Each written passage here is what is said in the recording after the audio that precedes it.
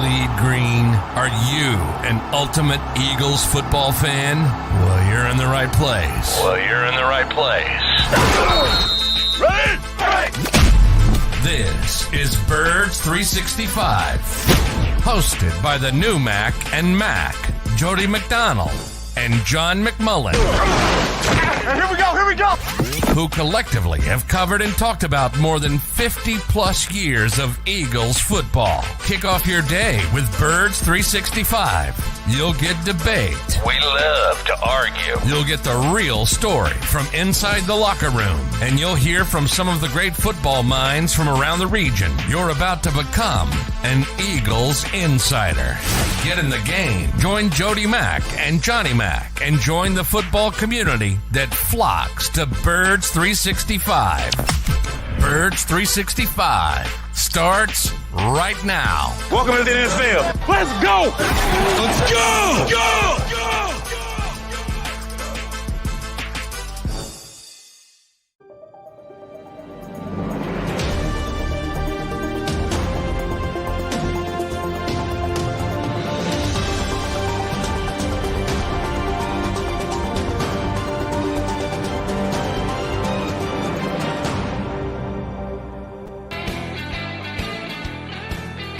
And a good Monday morning, Birds fans. Thanks for streaming in with us here on Birds 365. He'd be Mac, I'd be Mac. That makes this Mac a Mac on your JAKIB Media YouTube channel. Johnny Mac getting ready to do some weekend broadcasts yesterday, and then Birds here this morning. Something passed into my gray area and brought back a memory that I wasn't working with you at the time, and I don't know that we've ever discussed before. It came up for two reasons. Number one, yesterday was an anniversary, and number two, some video I saw last night. The Kansas City Chiefs and San Francisco 49ers rolled into Vegas last night to get ready for the upcoming Super Bowl, and just 1 year ago, that was the Philadelphia Eagles getting off a plane and getting ready to play in the Super Bowl against the Kansas City Chiefs, so that bummed you out a little bit. But yesterday was also an anniversary. You and I were not doing Birds 365 just yet. How cold was it when you came out of the stadium after the Eagles Super Bowl victory in Minnesota 8 years ago? Yeah, it was pretty cold. You did time in Minnesota, so yeah, you were kind of used to it. I know Eagle fans, even though it's not like we're South Beach here in Philadelphia, not as cold as Minnesota. I remember people calling WIP the next couple of days going, it was freezing, but because the Eagles won, it didn't bother me. And then about a week later, go, oh man, was it cold? They were still in the moment after winning the Super Bowl. The weather had no effect on them. Then they realized, holy mackerel, we just walked out of a Super Bowl championship game and I couldn't feel my fingers. Johnny Mac got internet issues again. Yeah, you're right. I lived there for like 10 years. Yeah, I'm having technical difficulties this morning, so hopefully we can get to the break and I can try to figure something out. But yeah, I mean, I lived out there for about, so it's funny, you get used to it when you're out there, but then when you leave, it leaves you pretty quick. And it's cold. I for me, it was more during the week. They had the stuff at the Mall of America, which is in Bloomington, which is a little bit south of Minneapolis. You know, the hotels are basically across the street, but it's this really, really big parking lot. The Mall of America was the biggest mall in the world at one point. Actually, I think King of Prussia beat it now, but at one point it's really big. So I'm not going to wait for the shuttle because these shuttles take forever. I'm gonna walk across the Mall of America parking lot. I can see my hotel, mind you, and I got about 15 feet out and said, "No, I'm not doing it." I'd probably be dead at that point. I tried to do it. It was brutal. I love Minnesota. It's a great place to live. It's a great place to raise a family. You get 6 weeks of the most weather in the world. only 6 weeks, but I do not advocate having Super Bowls there. And they've had two. That should be it. And but that might be the best stadium in the country. Also, the new one. It's unbelievable. But no, I can't have Super Bowls there. It's just it's awful. It especially in February, early February. It just doesn't make sense. Right. And that's the thing that surprises me. The whole reason they have 2 weeks off between the championship game and the Super Bowl is all the pomp and circumstance, is all the events that they're going to run, is all of the butt kissing of million, if not $1 billion sponsors. Why do you want to make them uncomfortable? Because it's a nice stadium? That doesn't make any sense. You want to, if you're going to take the time and give a team an extra week off and make your major fan base, the majority of the people, wait 2 weeks for the game for a very specific and small crew, why don't you do whatever is possible to make it best for them? Why the hell do you put it in Minnesota in February? That makes no sense whatsoever to me. Yeah, Ridiculous. it doesn't. Because they wanted to show off the facility and part of it. I will say, like this week in Las Vegas, the people that are out there for the game, they got to be shipped because they want to keep the players away from the strip for obvious reasons. They're staying like 35, 40 minutes away in Lake Las Vegas, at least by car. And you got to shuttle people out there. And the Mall of America, we just walked to the other side of the mall, and you could talk to the Patriots, and the Eagles were on the other side. You talk to the Eagles, so that part was really convenient. But other than that, it's just you want to go out and have some fun. I always advocate New Orleans is the best city for Super Bowls because you have Bourbon Street. There's a party type atmosphere. I think that's a dump. Let's be honest at this stage, the Superdome, but the other stuff make the actual week leading up to the game. And that's the funnest place to have a Super Bowl. It'd be nice if they could upgrade the stadium, but it's not the end of the world. They just wanted to show off the stadium and nobody cares about it. It's beautiful. I said it's probably the best facility in the country. But who cares? Right. It doesn't add up, doesn't pay the eventual bill. And you said it's convenient because you walk across the parking lot of the Mall of America, where John McMullen almost died trying to walk across the parking lot of the Mall of America. So how convenient is it if you die while walking across the parking lot? That's not good. All right. I just wanted to bring that up because yesterday was the anniversary of the Eagles winning the Super Bowl and Philly special and all that. And it reminded me of a better time. Because that's not the case right now. We're not talking about the Eagles going to the Super Bowl, John. We're talking about the Eagles putting together a coaching staff. It became official yesterday, something you and I talked about last week here on Birds. One of the worst kept secrets in the world is who's going to be the new Eagles quarterback coach. Even though it took a couple days to make it official, the rampant speculation was it was going to be Doug Nussmeier, because not only had he been the quarterback coach with Kellen Moore in Dallas, when Moore got up and went to Los Angeles last year when he was scapegoated by the Dallas Cowboys. We throw that phrase around here on Birds 365. I think you have to reach a certain level for something to become scapegoating. I can't think of a better example than Kellen Moore getting the heave-ho last year in Dallas. The Dallas offense was fine. Dallas offense was very good. Check the rankings, check the ratings. They performed last year. They didn't get the job done in the playoffs. Somebody had to go. The coach wasn't going. The quarterback wasn't going. All right, we'll throw Kellen Moore overboard. We'll scapegoat him. Doug Nussmeier went right out the door with him to Los Angeles to become the Chargers quarterback coach. So now he's coming with Kellen Moore again here to Philadelphia. I don't know Doug Nussmeier personally. I don't know if you've ever had a chance to interview him or talk to him and the like. If Kellen Moore says he's good and you like Kellen Moore, I think you have to assume that Doug Nussmeier will be very good at his job. Just from a general perspective, I'm good with the hire because I think Jalen Hurts needs a little bit of a push. Howie Roseman said last week, and I think Nick might have said it as well, maybe they need to make some people uncomfortable. Well, I I don't necessarily want uncomfortable, but here's what I would say about the change in the coaching staff. Some of the players will be less comfortable, and I'm okay with that. How about you?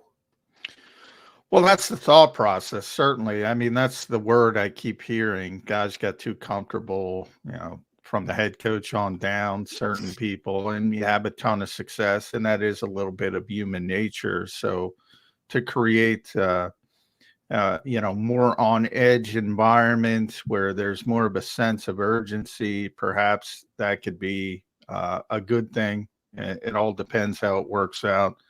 Yeah, I mean, the guy's got to be a good coach. I mean, he was a great quarterback in college way back in the 90s at Idaho.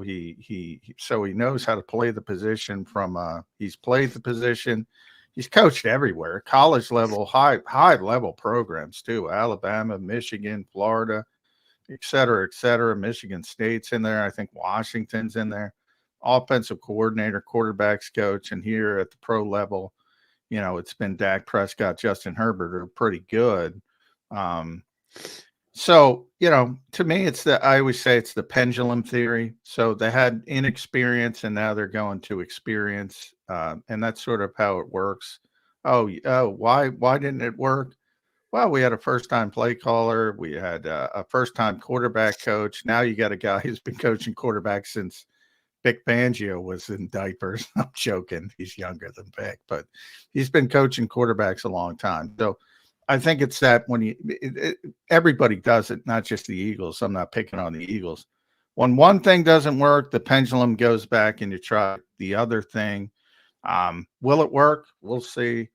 But I don't think, I think it's got much more to do with personnel. I say it all the time.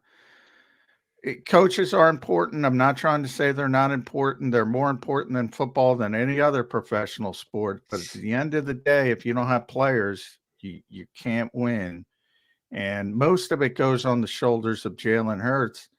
And he's got to figure out, what went wrong. Just like this team, this organization as a whole, what went wrong down the stretch? What am I not doing well? He's got to see. Now, the good thing is, from my perspective, Jalen has always been that type of person. Like, what am I not doing well? I'm going to work on that and I'm going to improve it.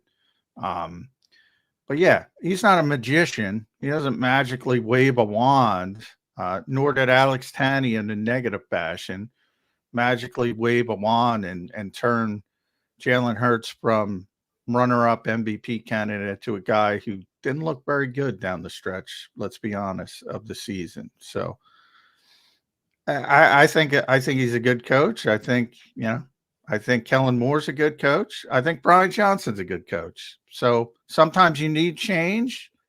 And that's probably where the Eagles are. We talk about it with Andy Reid all the time as he gets ready to try to win another Super Bowl this week. I do not fault the Eagles at all for moving on from Andy Reid, even though he's arguably one of the greatest, not arguably, he's certainly one of the greatest coaches of all time, but his shelf life was over here. He needed a change. The Eagles needed a change. He needed a change. Everybody needed a change. The Eagles may have needed a change, but yeah, it's personnel first. It's always personnel first. And soon enough, it will become quote unquote Howie season, where we change our focus to the player personnel over the coaching. But there is one more coaching point I do want to bring up. We got two good guests joining us today. Jeff Kerr is going to jump in less than 10 minutes from now. And then Brian Cameron from Philly Sports Network is going to be on in hour number 2. You talked about the pendulum swinging. You have a series of coaches. When you go the other direction, you go as much 180 as possible. One place that they may not have done that, though, is a defensive coordinator. Jeff Mosher, who I'm going to try and get on the show later this week, couldn't do it this week because he was down at the Senior Bowl. Tried to get him last week, and he said, "Jody, I just can't. Give me a reach out next week." On his latest podcast with Adam Kaplan and our buddy Andrew DeCecco, was talking about comments he was getting, conversations he was having with agents, and may have been an intermediate Eagle player, that last year there was a disconnect between Sean Desai and some of his defensive players, that they just weren't getting his message and weren't responding to the type of coaching he was trying to do. And that was a reason why that Sirianni pulled the plug when he did, in what seemed to be a drastic, if not panic fashion, that there was a real disconnect between Desai and some of his players. I don't know if that's accurate. Jeff's real good at his job. He knows who to talk to. I'm sure that he was getting the information and he put stock in it. If that was the case, then it's maybe a little more understandable as to why Sirianni did what he did. But the results are in, and the change didn't help a little bit by putting Matt Patricia in there too. You are held accountable. For that people forget that helps Sean a little bit. Yeah, it does. It really does. But they go in a new direction, and the new direction is Vic Fangio. We all know about Vic Fangio. We know it's the Fangio defense. Vic is a gruff old Italian guy. He's not going to come in here and pat guys on the back and give them a hug. If there was a disconnect with Sean Desai, Vic has had a series of disconnects with players that he's been coaching over the last umpteen years. He's a no-nonsense kind of guy. He's going to come in and he's going to rule with an iron hand. Did the Eagles not swing the pendulum enough there, John? Are you going from a guy who is disconnected to another guy who, while very good, is also not afraid to disconnect with his players and expects them to just get in line and do what he says? Yeah, no, I think the pendulum there is more experience as well. As far as, the word I kept hearing with Sean Desai was presence. He didn't have the type of presence that command the room. And you're coming off Jim Schwartz, who walks in every building like he's a head coach. And that was part of the problem when if you go way back to Mike Lombardi, he's trying to be the head coach. That's just who Jim is, man. He carries himself with that kind of swagger. And Jonathan Gannon, same way. He played the position, he played safety at a pretty high level before he got hurt. So he carries himself in a way that even though he's younger, people tend to respect. And Sean, does it a different way. He's an educator. He's a teacher. That's his background. And he's more professorial. He's more trying to teach people. And, Howie went through some of this on the personnel side, where he's not a football guy. Not a football guy. You got to be a football guy. That's what I think Sean was going through on the coaching end, a little bit. It's not a perfect comparison, but that's what I would comp it to. And I think it's unfair. And I would remind people that Vic Fangio, who's got the big presence, and it won't be a problem, and he's got the huge reputation. Now, it might be a problem. He might rub people the wrong way, but that's a different conversation. But nobody's going to go up to Vic Fangio and say, you don't belong here. He's got that kind of presence. And that, I think, is the different part of it. But guess who recommended Sean Desai to be the defensive coordinator? Big freaking Fangio. So he's got a ton of respect for him. And it wouldn't surprise me in another world if, Sean never got this job and Vic came in this year just the same way. Say Denard Wilson got the job and got blown out, which he probably would have. So good, lucky for Denard long term, he didn't get the job. And Vic came in this year. He probably would have hired Sean to be one of his coaches. That's how much he likes him. So, yeah, this coaching stuff this time of year bothers me because everybody's kicking people in the you-know-what out the door, and then they go get jobs other places, and people are stunned. Well, how could he get a job? Because it's all bullshit. It's all, they're trying to spin it because it's a public-facing industry. I always talk about. So they're trying to spin it in a positive direction for them. And another city goes, wow, that guy's pretty good. I'm going to hire him. And while Sean and Brian haven't gotten jobs yet, Marcus Brady got a job with Jim Harbaugh. While they haven't gotten jobs yet, they will. Be patient, and they will get jobs. And they're not embarrassments around the league. And people don't think they're terrible coaches. But But that's the way this industry works. You get kicked out the door of one city and you got to go start over in another. And oh, by the way, even if either of those two guys miss a year, sit out a year this year, which may well happen, it doesn't mean their coaching career is over and done with. And I've got evidence of that. I couldn't believe I read this morning. Ben McAdoo back in the NFL this upcoming season after being an abject failure with the Giants as their head coach.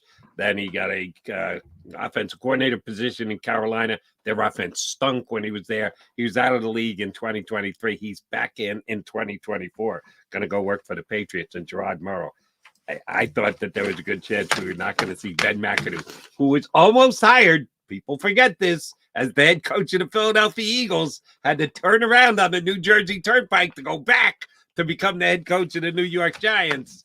Yeah, bad coach, but the Patriots are going to give him a chance next year. So, yeah, that's the carousel of coaches we're on right now. We'll talk about that and the upcoming Super Bowl with our first guest. He is our early Monday guy. Does a great job when we punch him up. So I'm putting the pressure on your car. You're going to have to do a great job again today. Jeff Kerr, CBS Sports, up next here on Birds 365. Go to get your game on. Go for the beers. Go for the cheers. Go for the hit and the hits. Go for the stakes and the stakes. Go to get your parlay on. Go to get your party on. Go for the scene. Go for the screens. Go for the gallery. Go for the win. Go to Ocean. Visit theoceanac.com to plan your visit. At Pond Lehocky, we've recovered billions of dollars for our clients, and we're confident we can do the same for you. With over 250 years of combined courtroom experience, we've helped over 100,000 injured clients obtain some of the largest settlements in Pennsylvania. One conversation is all it takes to help you and your family get back on track. If you've been injured in an accident, give Pond Lehocky a call.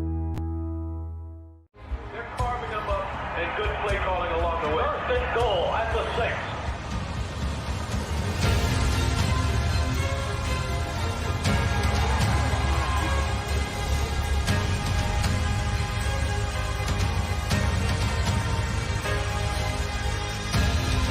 On the field of life, First Trust Bank is there for you.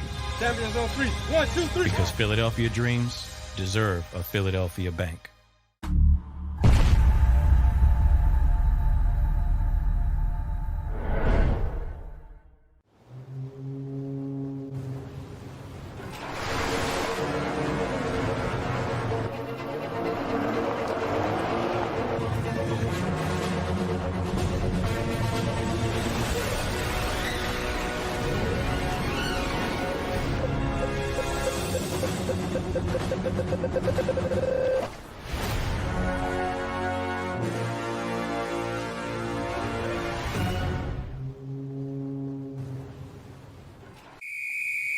Underdog Fantasy has a way for you to play alongside your favorite football team all season long with their fantasy pick'em game. You pick between 2 to 5 players, select whether they'll go higher or lower on one of their stats, then do what you usually do on a Sunday, watch the games. You can win up to 20 times your money in a single game by going 5 for 5. It's a fantasy game, and the Sports Betting Show wants you to get involved. Go to UnderdogFantasy.com. When you sign up, use the promo code WIN, and Underdog will double your first deposit up to $100. That's UnderdogFantasy.com. Use the promo code WIN. Do you stream on a Roku, Fire Stick, Google TV, or Apple TV? Now you can watch 6ABC 24/7 with the 6ABC Philadelphia streaming app. And the big story on Action News? Search 6ABC Philadelphia and start streaming today. EAGLES, Eagles. It is a Monday Birds 365 here on the JAKIB Media YouTube channel. I'm Jody McDonald. John McMullen disappeared. No, he's having connection issues, little internet issues. That's not a problem because I've got Jeff Kerr to shoot the breeze with, and he joins us here on Birds 365.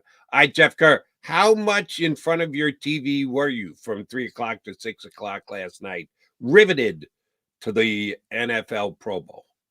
I had to work it, so yeah, I had to watch the whole thing. You did. So basically, I don't like the flag football game. I watch it. I actually was more intrigued by the gridiron gauntlet and the tug of war and all the the meaningless games, right? It's just fun to see pro athletes kind of do other things. So I was intrigued by that. So when halftime came, the third quarter came, I'm like, all right, let's go. This is fun. But the flag football game, I'm like, I get why fans like it.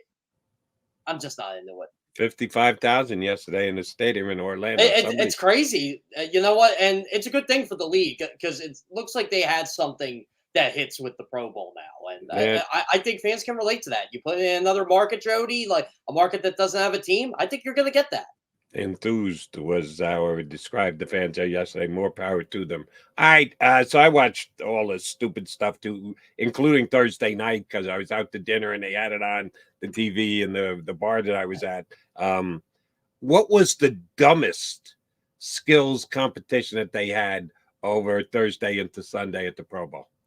I forget what they call it. I don't like, maybe it's just me. I don't like the one where you, I guess, punt the football in the air. They use the machine and you're using all the footballs to catch it. Like, I don't know. I'm just not intrigued by that. Idiotic. That was stone cold idiotic. A guy holding 3 or 4 footballs. I saw one play yesterday where the guy actually transferred the ball, held it between his legs so he could get one arm free and catch one more. It was the dopiest thing I've ever seen in my life. I get catching is part of football, I get, but when are you ever going to be asked to hold 4 footballs? And hold 3 footballs and catch one more? Dumbest thing I've seen. I'm glad you and I saw that exactly the same, and there were no Eagles involved in that.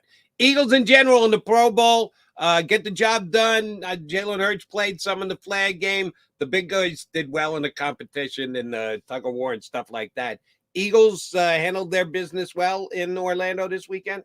I thought they did. So when they did the gridiron gauntlet, it was funny. Landon Dickerson actually admitted he hit his head when he moved up the wall, American Ninja Warrior style. So I had people respond to me, "Oh, I hope he doesn't have a concussion." I'm like, even if he does, like he's got 6 months. So yeah, but I thought that was fun. I thought Jason Kelsey on the sled was fun when they were pushing him. That to me, that's something I enjoy. The linemen getting their chances to shine. And by the way, it's amazing what happens when Jalen Hurts gets 3 weeks off on a knee that was clearly bothering him the whole year. He's moving really well.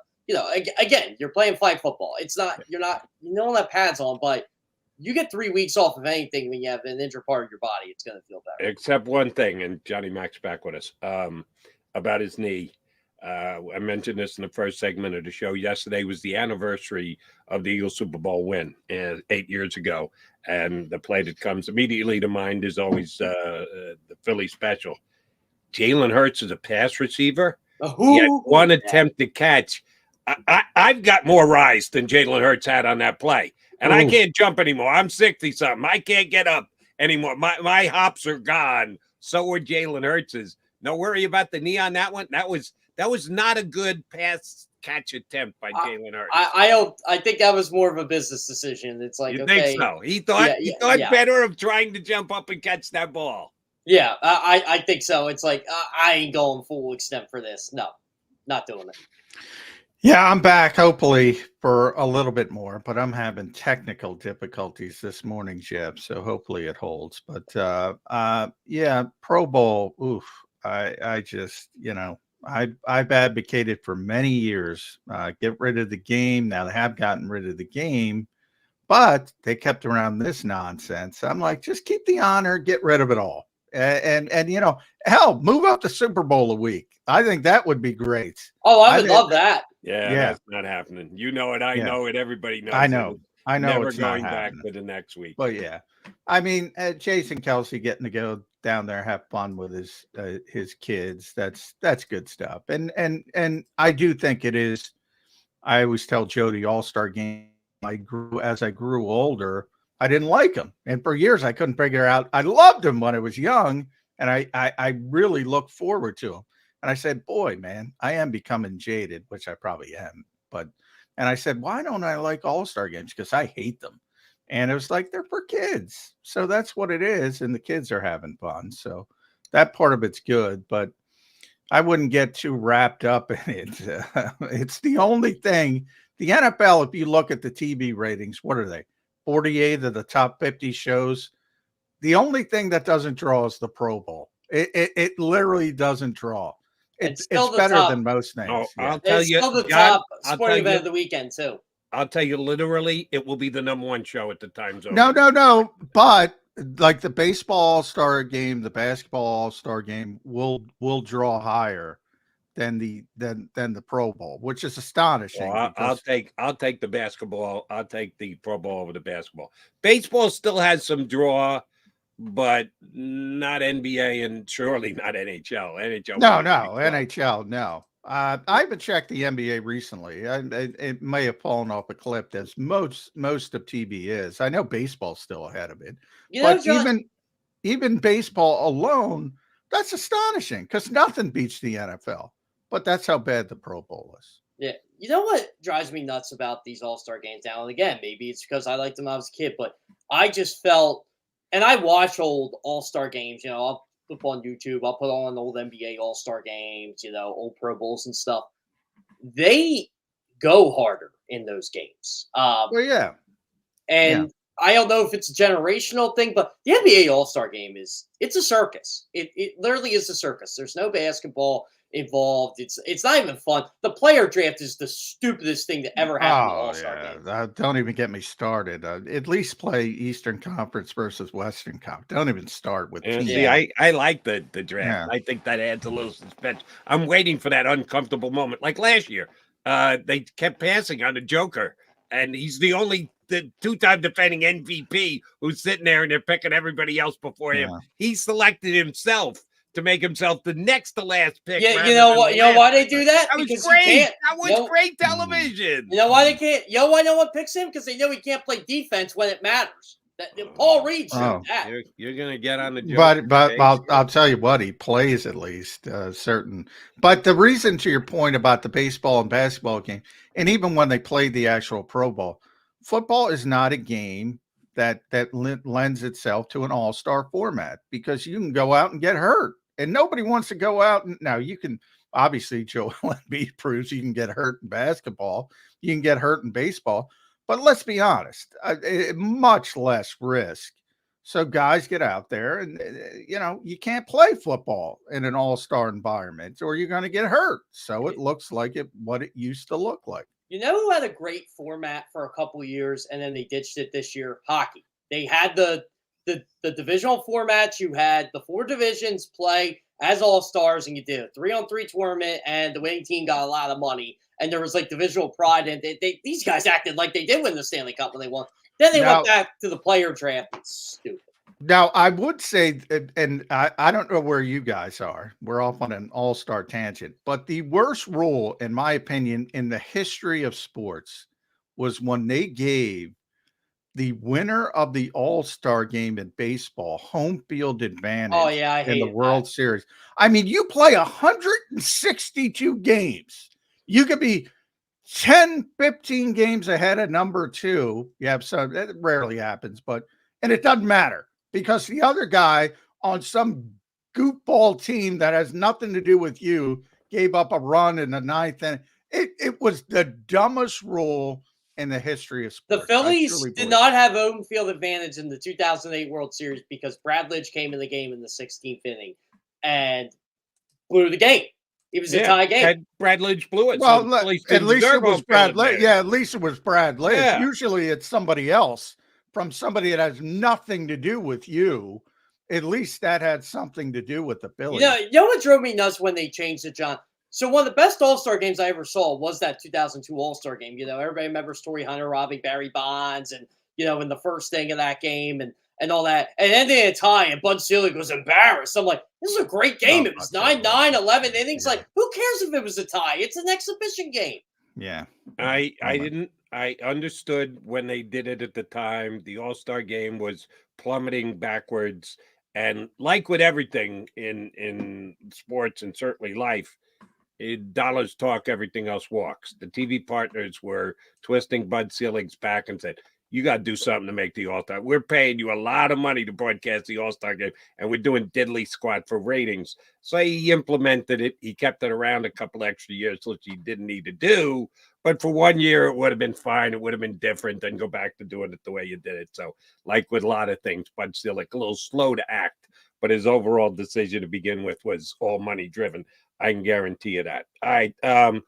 So we put the Pro Bowl behind us. Eagles this week, a lot of coaching moves. We know the 2 coordinator hires, Doug Nussmeier as the quarterback coach. If Kellen Moore says he's his guy, he's his guy. How much more refurbishing of the coaching staff room are they going to have to do, Jeff Kerr? We've got some guys who are going to make it through the offseason, and the Sirianni lost, came close to losing his job. How much of the new coordinator is going to change other guys on his staff, do you think? Well, unless your name's Jeff Stoutland, I don't think you're coming back. You think everybody's going? I think a lot there's a couple. I think there's a couple guys to keep. Well, DJ Elliott's gone. Well, DJ's gone. They're looking for linebacker. No, that DJ's gone. The defensive backs coach, they're gone. All of them. I would say Washburn's interesting. Jeremiah Washburn. I think Moorhead might stay.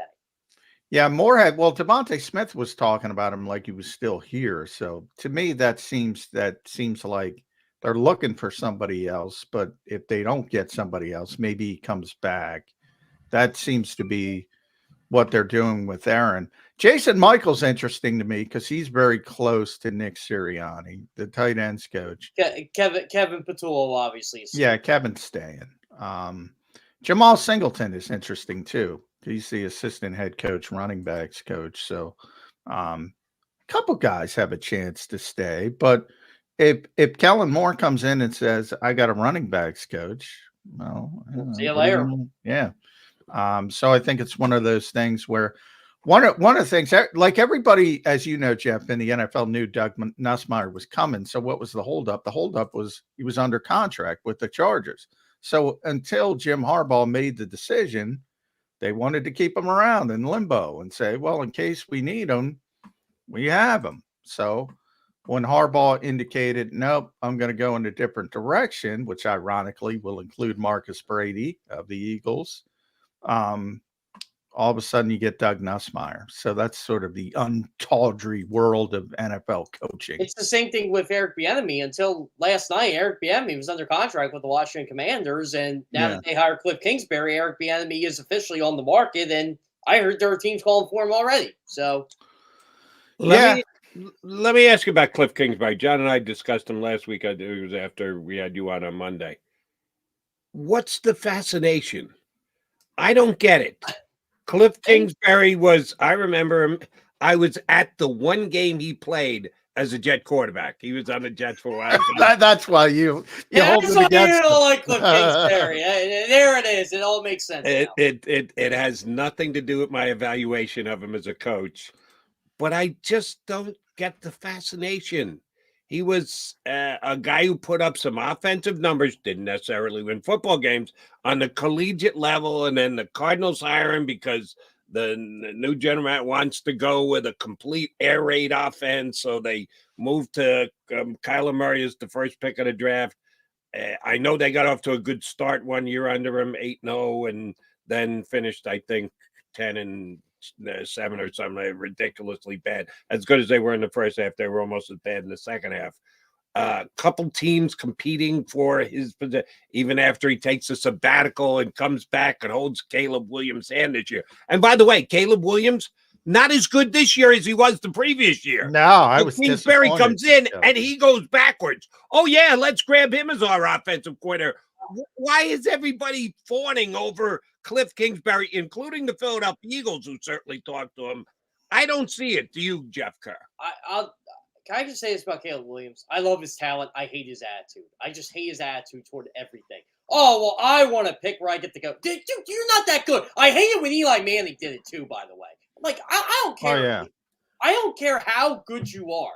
John Elway back in the day, by the way. I kind of disrespect Elway for that. So, yeah, I'm not crazy about it, guys. Like, I don't know. Caleb Williams, to me, I think there were a lot of off the field distractions with him this year, something that Cliff Kingsbury could not fix. Lincoln Riley could not fix. Like you said, Jody, Cliff Kingsbury basically held his hand the entire season, man. I don't know. I mean, everybody can see the talent of Caleb Williams, but if you have the power to steer yourself in a certain direction, I guess I don't blame you, because remember, if you don't go to the right spot, your whole career can be blown up. We saw it, like a lot of people say, what a bust David Carr was.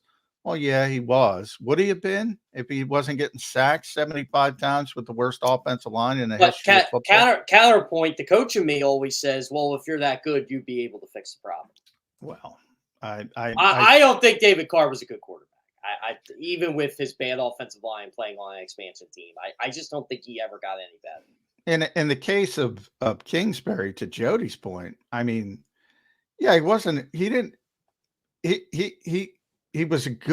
really good offensively in college. He wasn't a great head coach, and you probably don't want him to be a head coach, but offensively, I mean, Case Keenum set records with Cliff Kingsbury, Johnny Manziel, everybody. Patrick Mahomes. Oh, yeah, obviously Patrick Mahomes most notably, but people look at Patrick Mahomes and put it as a negative because they say, well, he couldn't win games with Patrick Mahomes. And that's why I bring up the other guys. It's been pretty consistent. And obviously, Kyler Murray, Jody brought up at the pro level. He's pretty consistent offensively. As a head coach, the other side of the football, which matters, has been a big issue for him. But he's not the head coach.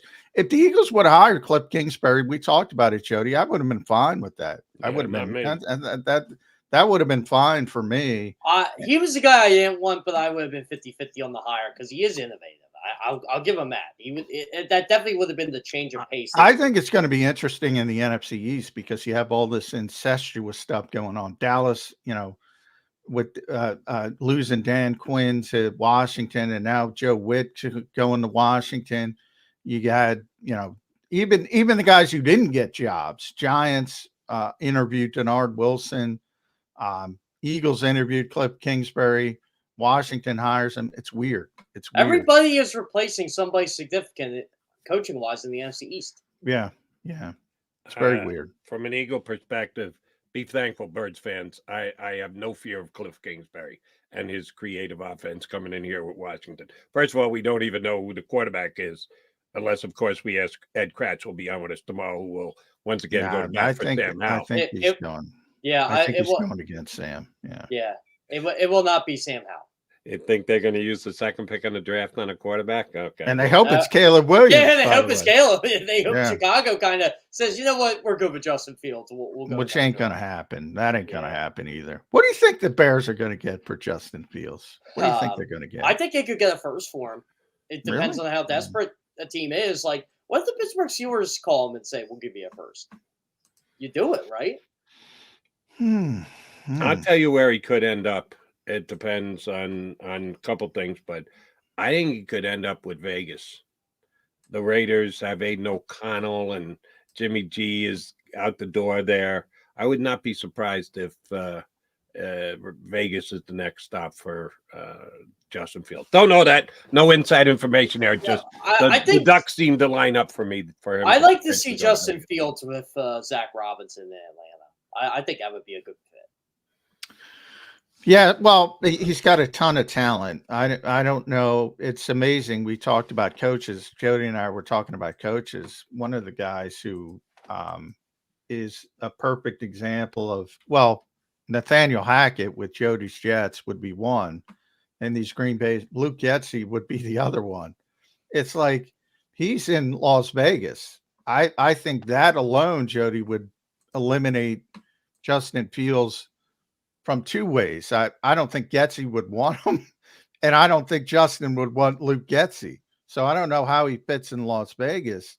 But boy, I think he did a lot of damage to Justin Fields. And can somebody? Yeah, you're not a Getsy guy. I tell you what, Vegas, for my mind, Vegas did better getting Getsy than they did getting the stiff who is now going to be the offensive coordinator of the Washington Commanders.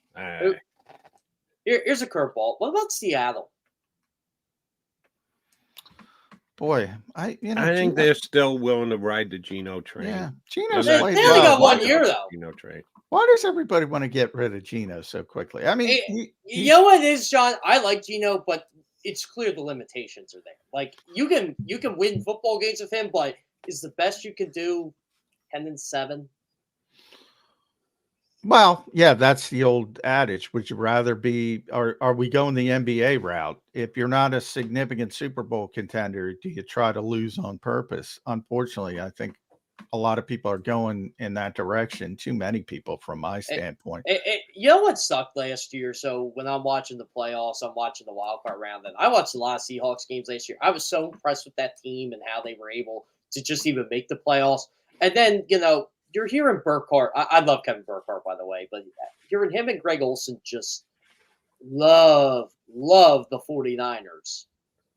I love Greg Olsen, by the way. Yeah, for pounding the Seahawks. I'm like, they're supposed to pound the Seahawks. Like, this is the Seahawks ceiling right now, the 7th seed in the NFC. They're not even supposed to be here. Yeah, but why can't you build on that? Why can't you get better players around Geno Smith? They have a change, obviously, in the coaching staff. They actually did get better. They didn't show it. Like, their defense wasn't good, but when you look at, they got Devin Witherspoon, they got, they had Jackson Smith, the Jigba on the offense, and they kind of were the same. Maybe that's why Pete Carroll's not the coaching.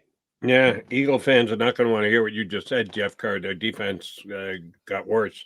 Yeah, so the Eagles went out and got their defensive coordinator to come in and be part of the new Vic Fangio staff. Clint Hurt, baby. Not a good sign if their defense got worse. New fresh coat of paint. He's going to fix all the problems. He's a big dude. He's a big dude, too. He's a very big dude. He's a big dude. Very big dude. He looks like he could play nose tackle right now. All right. Probably could. One guy who, as the coaching carousel went around and around and around and around, was desperately trying to get on it, and to this point failed, is Chip Kelly. Chip, from what I understand, some reports I read, was on the phone with every NFL team that had an opening. Can we get a meeting? Can I come see you? Can I possibly? He struck out Washington, struck out in Vegas. Chip Kelly wanting to get back into the NFL, even if it's just in a coordinator role. Ready to jump ship on UCLA. I think that's more. I think it's more to stay at college football and having to keep your own players than wanting to be an NFL offensive coordinator. College football is such a mess right now with NIL and these players. They commit and then they want to leave, and it's how much am I getting paid to play here? And then you got to hear these people. Again, this is why I can't stand college football analysts, just from knowing college football players. You got to hear, they're just kids. They're not kids anymore. They're getting paid a lot of money, some of these guys, to play college football. Well, they are kids. I mean, it makes it worse in a lot of ways when you give kids that much money. But yeah, I mean, but I'll go back to Villanova. Their players were getting booed the other night when they lost their 5th in a row, and one of the analysts said, "Well, it's not fair to be booing the kids." I'm like, do you know how much TJ Bomba's getting paid right now to go to Villanova? Now it's fair to boo the kids. Yeah. Yeah. So I don't want to hear it. Like, it's realistic. It's sad, but that's college basketball has actually ended up worse than college football in terms of the NIL, which is nuts. Yeah, it's like the Titanic. There's a very limited number of lifeboats, and everybody's trying to get on them because nobody wants to deal with it. I agree with your point. John and I have discussed it here on the exodus from college football to the NFL. Coaches just don't want to be bothered recruiting guys 4 times in their career. So I understand Kelly's line of logic. My question to you was, he couldn't get a sniff. He got a couple. Apparently not. Didn't get hired. You said innovative. Chip Kelly does laps around the new Washington offensive coordinator, Kingsbury. Well, he was innovative. Go. If you're just reaching out for innovation, 11 years ago. Give me Chip Kelly over Cliff Kingsbury every day of the week. Why nobody hired Chip Kelly this offseason? Hey, Chip Kelly was innovative 11 years ago, and Marvel movies are all the rage. Now no one wants to see a Marvel movie to save their life anymore. Well, we're backing up a couple of years to find Cliff Kingsbury innovation. You got no problems backing up 5 years, but 10 years, we can't go back for Chip Kelly's innovation. How do you equate that? But I think I think Chip's reputation hurts him. Obviously, he's not a people person. Yeah. What's Cliff Kingsbury's reputation? He's it's better than. Where'd he go to the where did he take his break to after he got fired? What island did he go to? Island. He went to I don't know. He's got a very attractive. He's got a very attractive woman. If he's married, but I understand.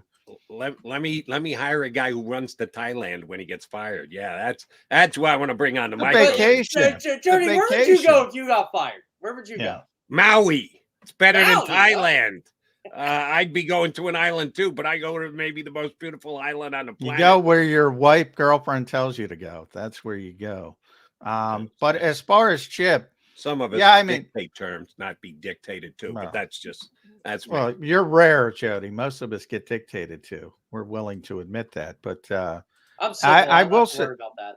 I will say about Chip, he's still got. Remember, San Francisco happened as well. It wasn't just Philadelphia. And, I think a lot of people look at Chip Kelly and assume that if he gets in the building, he's going to, try to become the head coach. I think that works against him as well. I don't know Cliff Kingsbury from Adams, so maybe he's a good guy. Maybe he's not a good guy. I have no idea, but I do know Chip a little bit, and Chip's a bit of a weirdo. So, that factors into it as well. And believe me, I wouldn't be looking to hire either of them, but I would just say I'd hire Chip long before I'd hire Cliff I think LaShawn McCoy is on a personal mission to make sure Chip Kelly never steps foot in an NFL locker room again. Yeah, and I'll say, Deshaun and LaShawn are kind of unfair to Chip Kelly. He made personnel mistakes, but, they've done some dirt. It's crazy. Because I love Deshaun Jackson. My biggest criticism with Deshaun Jackson to this day, and again, it's been almost 11 years, was after they lost that playoff game to the Saints. The first thing he wants to talk about is his contract. Come on, man. Yeah. Not the time, not the place. At some time you need to move on. Before we move on with you, Jeff Kerr, I apologize because I don't remember, but maybe you're on the record for this. Elsewhere, I don't think you said it here on Birds 365. Jason Kelce going to be starting center for the Eagles on opening day next year? 60%, yes. Oh, we're shifting back. I like it. I honestly think he's going to wait till March to make that decision. And I don't know. It just feels like he's leaning the other way. It's like he's had some time to process. He's had some time to get his body right. And again, a lot of this, I base it off Olivia Rayner's article too. So because she did talk to him in Baltimore, and I ran into her there, and she was telling me about stuff he was saying. So, all right. Yeah, I'm still leaning towards retirement, probably 60-40 the other way. I think definitely he's not going to do it, while Travis is still playing en route to the Super Bowl. So, then you'll hear it. But definitely, I'll just remember another retirement that Adam Schefter reported that turned out to be true. And maybe Tom Brady turned it around for spite. So maybe that happens. Maybe that happens again. But yeah. Not going to be spite. I'll tell both of you guys right here, right now, and the 371 people that have streamed into Birds 365.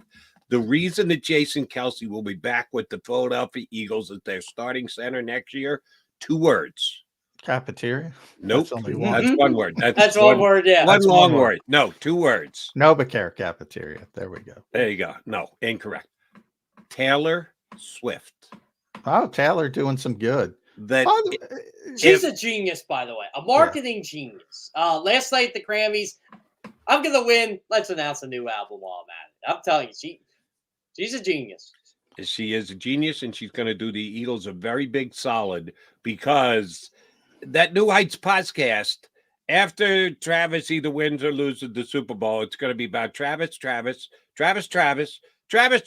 and Taylor. And Jason's just going to be sitting there going, yeah, and I'm playing with my kids.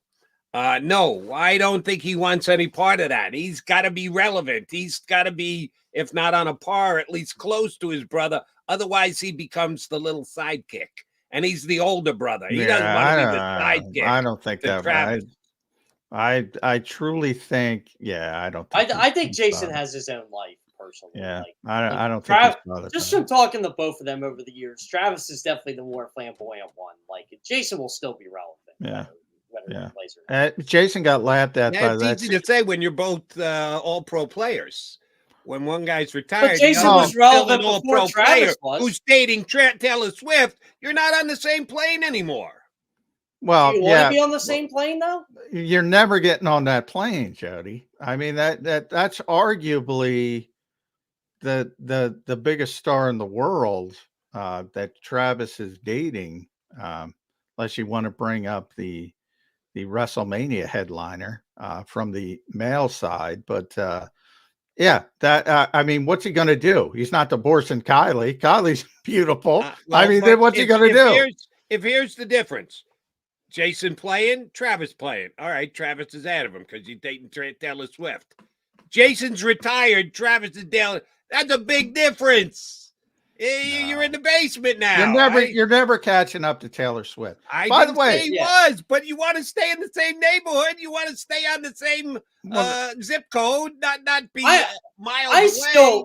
I'd rather have Jason's life than Travis's life. Travis's life just reminds me of a circus, and just everything that goes on between playing for the Chiefs, being a future Hall of Fame tight end, the Taylor Swift questions every day. Jason Kelce ain't getting questions about Kylie Kelce every day. I can tell you that right now. Hey, by the way, Travis pursued her, so Well, Travis, what's the term? Shoot your shot.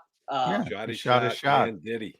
Yeah. Do you think Taylor dates him if he back in 2013? If he's just that injured tight end on the Chiefs, that was the third round pick. I don't. No, I don't. Probably but not. But I'm sure it's true love. I will say, since I'm sure people are thrilled we're talking about Taylor Swift. Are there really people that give a shit that they show her on top? Like, oh yeah, I can't believe they're all, I got the responses.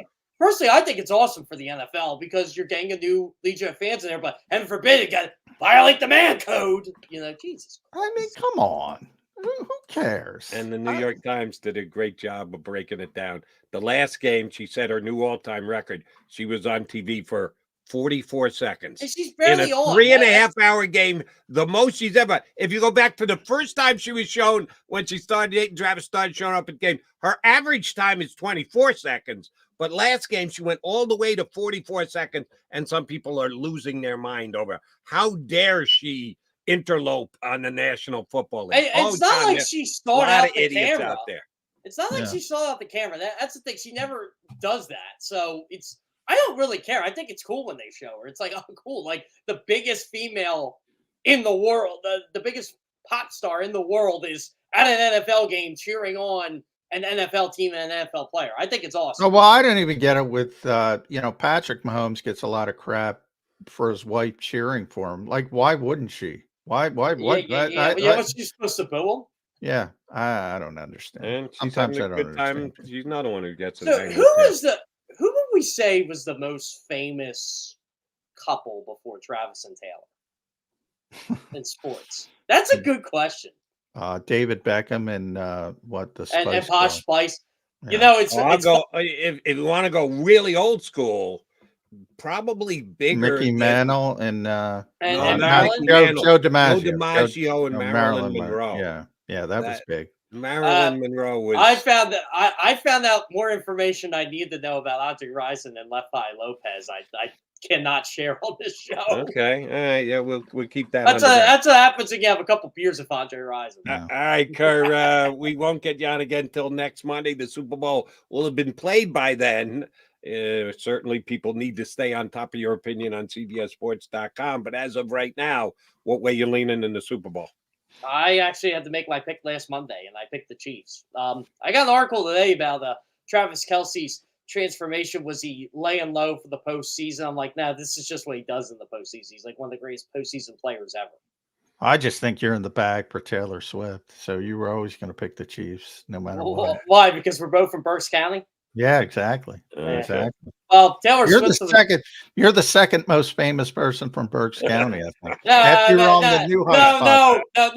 I might be Yeah. third. I think Ross Tucker got me beat too. Ross, Tucker's yeah, the- Ross. All right. So here's my little Taylor Swift story. I actually got a couple of them, but Taylor Swift used to sing in the auditorium in the basketball gym I would practice in as a kid. All right. See, While you were story. practicing, did you know then that? No, none of us person knew who sings? she was. None of us even cared to know who she was. Should have shot your shot at the time. Yeah. She was a 9-year-old. She was 9. We were 10. It wasn't right. actually What? thing. That's age appropriate. You probably should have figured it out. I got a shot here. I'm a year older. Yeah. I might be over my skis. That's but age appropriate. I am a There's year nothing older. wrong with that. There's nothing Oh, wrong with that. it goes another way too. One of my buddies, she wrote a song about. So Really? All right. Well, we get that next time we get John. Jeff Kerr, always a pleasure. Thank you very much for jumping in today. yeah, sounds great. Thanks, guys. CBSSports.com is where you can read all of Jeff Kerr's musings. All right. McDonald, McMullen, Mac coming back here on Birds 365. Please come back with us. Hey, Birds fans, I got an opportunity for you right now. Here's your chance to save up to 40% on your car insurance from one of JAKIB Sports' great partners. Here's what you need to do. Call one of the two managing partners, either Jim or Fran, and tell them you're a friend of JAKIB Sports and Birds 365.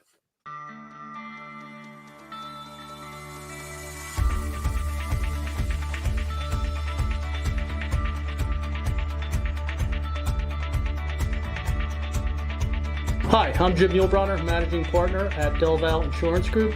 Give us a call. We're a local, knowledgeable agency, not an 800 number. Go Birds!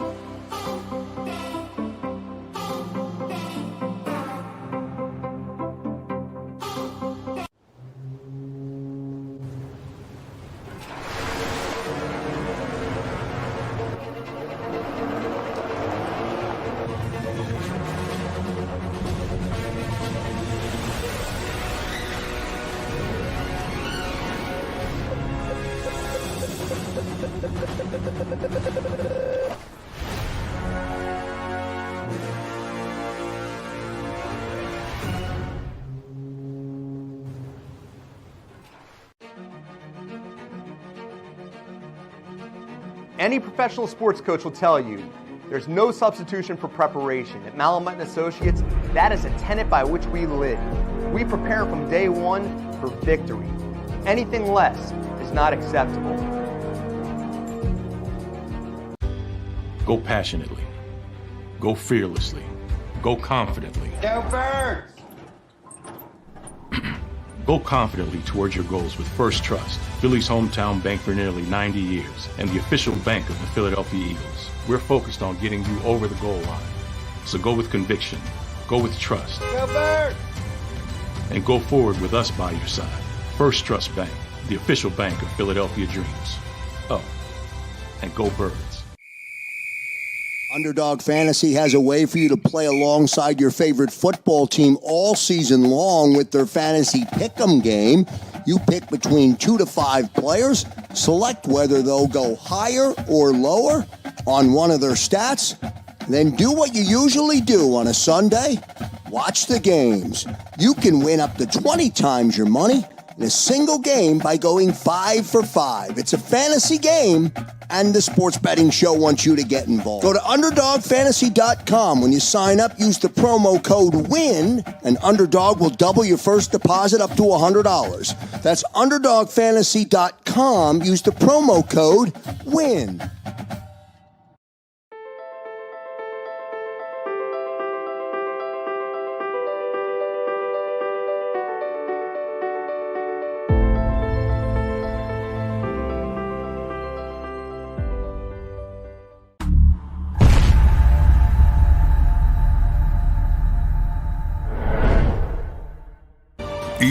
EAGLES.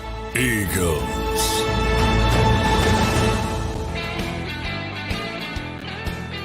You got the Mac and Mac guys here on Birds 365. McMullen and McDonald. We thank Jeff Kerr for jumping in. Kerr's always fun on a Monday morning. Appreciate him joining the fray.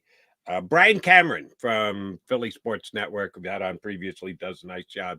It's been a while since we had Brian on, so I'm looking forward to talking to him. Jumped around, touched on a bunch of different things with Kerr. One thing didn't get to, my bad.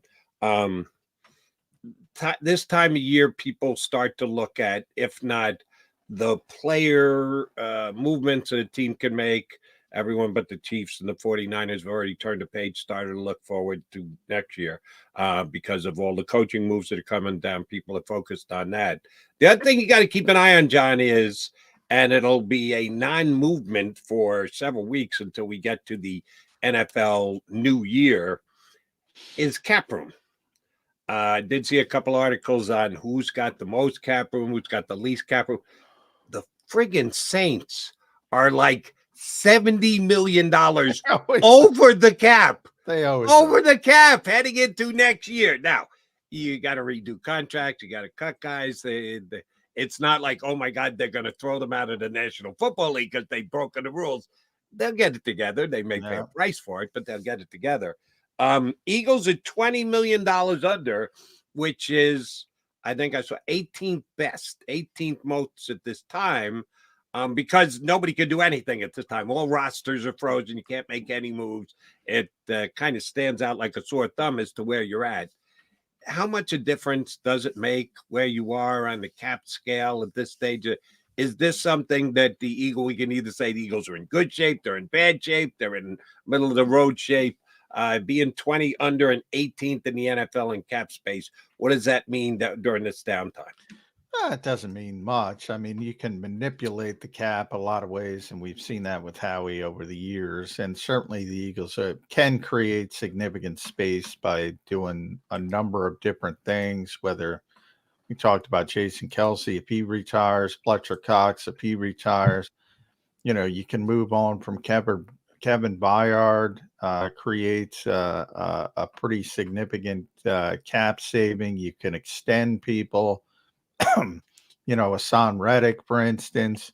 What are they going to do with Hassan? If they extend him, they can make the cap number better. So, yeah, I wouldn't get worked up at being 18th right now. They have avenues. They've been in much dire circumstances than this, and they have obvious avenues where they can create pretty significant money. So they should be able to be players in free agency if they want to be players. And that's part of it as well. But the teams that have a ton of money, and right now it would be Washington, Tennessee, I think, is at the top. The Patriots are at the top. They tend to be bad teams. And they've been setting up for that incrementally to make a move and try to get a little bit better. So, if you have a ton of money, it's not a good thing. If you're, as you mentioned, the Saints, this has become a yearly thing with the Saints kicking the can down the road, and they'll have to move on and make some difficult decisions by mid-March. It's probably not a good thing. So the extremes are never good. But when you're starting the process with 20 million or so in space, it's not bad. Let me follow up on a guy that you mentioned and get specific with him, and that's Hassan Reddick. Because going into last year during camp, he was asked a couple of questions about his status as compared to the other best edge pass rushers in the NFL, because coming off last year, we considered him top 2, top 3 edge pass rusher in the NFL.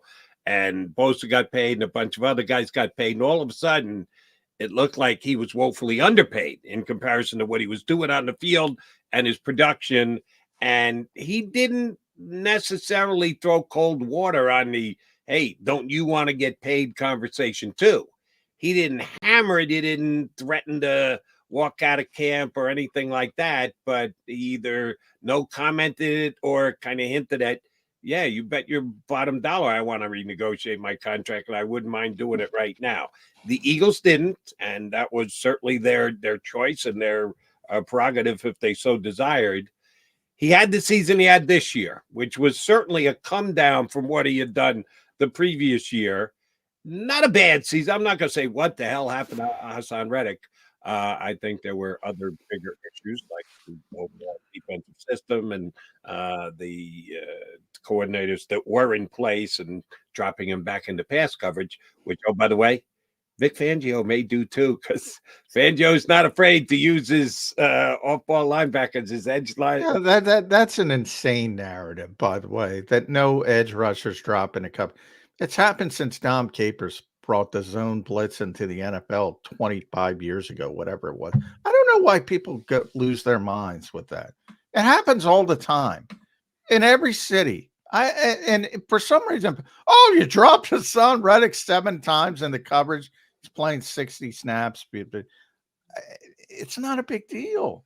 I'm sorry, I interrupted you. No, that's okay, because you're right. And the only reason why I'll take your side of it is he's still, you and I have had so much fun debating this. He's still listed as a linebacker.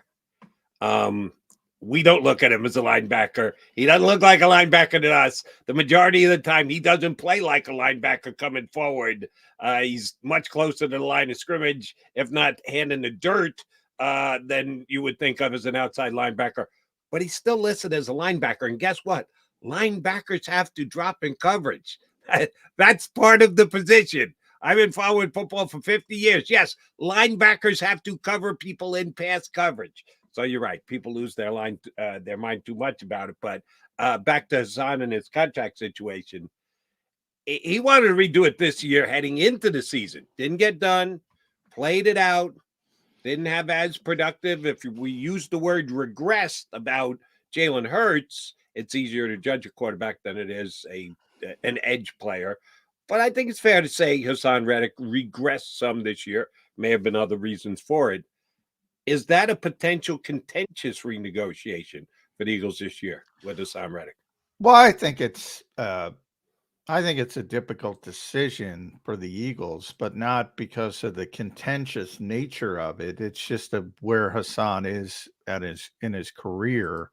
And we all know how this league thinks about, the demarcation line of 30. And as you get closer, it becomes more difficult to, spend significant years and significant money, expect the downturn. And, there's been guys who played much longer and much more effective, and it hasn't. So it's always from that standpoint, because you're also paying Josh Sweat significant money, and you got to re-deal with him. I mean, he's coming up again, and they got to get another edge rusher as well on top of it. But, he's got the biggest, as we stand here today, Hassan Reddick, if the Eagles don't do anything, he'll have the biggest cap number on the team for next year, almost $22 million. I do not believe the Eagles want to carry that cap number into next season. So, are they going to renegotiate, extend them? That would be the easiest way to get that cap number down. That would be the way. I would go. Now, if you're Hassan or Hassan's agent, or Hassan, you know damn well why they drafted Nolan Smith. The problem for the Eagles is Nolan Smith didn't show much. Yeah. So the plan of moving on from Hassan Reddick isn't really possible at this point. So that's where the contentious part of it comes in. He's going to want as many years and as much guaranteed money as possible. That's the key. But I do think something will be done to create some cap space, and he's a logical extension candidate. Now, if Nolan Smith showed up and had 10 sacks as a rookie, I think we'd be talking about him moving on from Hassan Reddick, to be honest. Can't do it now. Can't do it. Unless you get somebody else. So unless you flip it that way. But But right now, he looks way too important for the Eagles. And by the way, I expect him to have a huge year with Vic Fangio. Vic has a history of using big-time pass rushers very, very well. Khalil Mack, most notably recently. But even if you look at those Dolphins pass rushers before all the injuries, he has a history of taking advantage of those guys. And oh, by the way, I'm going to give you some old school numbers. Some people would just, Jody, what the hell are you doing reading these numbers? I still think they're pretty damn important. Last year, when I say last year, I mean 2022, Hassan Reddick, 17 games, 49 tackles, 11 sacks, 5 forced fumbles, 3 recovered fumbles. This year, Hassan Reddick, 17 games, 38 tackles as compared to 49, 11 sacks as compared to 16, 1 forced fumble as compared to 5, and no fumble recoveries. So there's no way to spin it other than he regressed this year. He didn't have as good a year. You can explain it. You can justify it however you want to spin it. That's fine. He had a lesser year, yet he's in a pretty good negotiating position because if the Eagles, as you just stated, don't get something done with him, he goes, okay, yeah, I'll take my $20 million cap hit. And Howard goes, whoa. It's on. We can't have you at $22 million. Well, then let's talk about some guaranteed money going forward. Yeah. And Hassan turns 30 on September 22nd. So that'll probably be what, week 2, week 3. And he hits the magic 30 mark. So, you know how NFL teams, 30 is a dirty word. Except this past offseason when they re-signed a guy heading toward 30 at the cornerback position, which did not pay the dividends that Cody McDonald thought or John McMullen thought or Howie Roseman thought was going to get paid. Mr. Bradbury, unfortunately, was the example of the position that most teams take, nervousness when a player gets toward the age of 30. All right, he's McMullen, not McDonald. Mac and Mac Birds 365 coming up next. We haven't had him on in a while. Looking forward to talking to Brian Cameron from Philly Sports Network about the Birds, get his thoughts on the Super Bowl. We'll continue on here on Birds 365 in just a couple. Go to get your game on. Go for the beers. Go for the cheers. Go for the hit and the hits. Go for the stakes and the stakes. Go to get your parlay on. Go to get your party on. Go for the scene. Go for the screens. Go for the gallery. Go for the win. Go to Ocean. Visit theoceanac.com to plan your visit.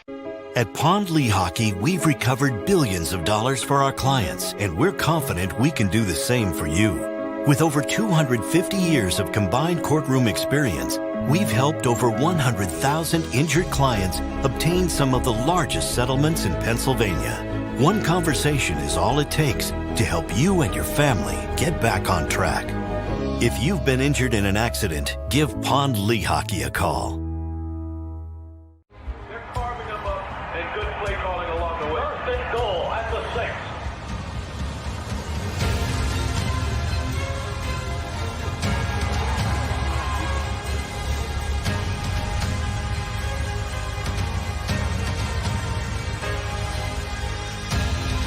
On the field of life, First Trust Bank is there for you. Champions on 3. 1, 2, 3. Because Philadelphia dreams deserve a Philadelphia bank.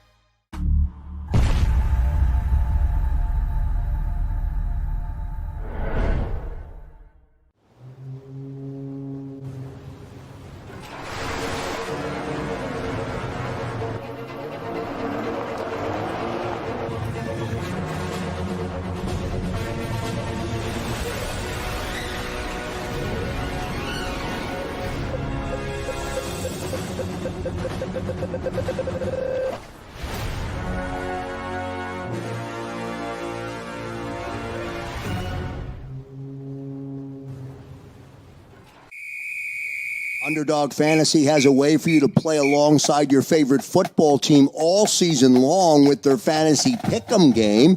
You pick between 2 to 5 players, select whether they'll go higher or lower on one of their stats, then do what you usually do on a Sunday. Watch the games.